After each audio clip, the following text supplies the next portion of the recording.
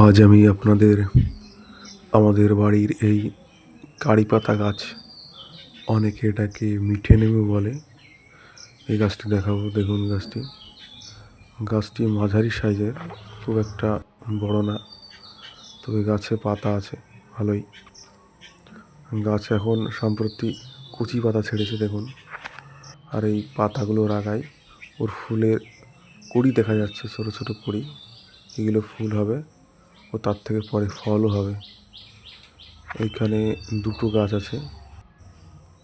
এই যে এই গাছটা হচ্ছে, এটা হচ্ছে বড়, এটা হচ্ছে বড় গাছ, আর এটা হচ্ছে ছোট গাছ।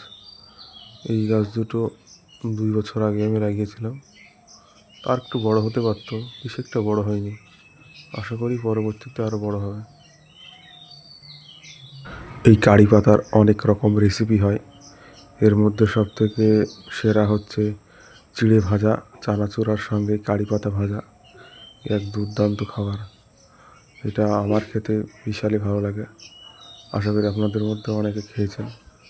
আপনাদের কেমন লাগে সেটা আপনারা জানাতে পারেন।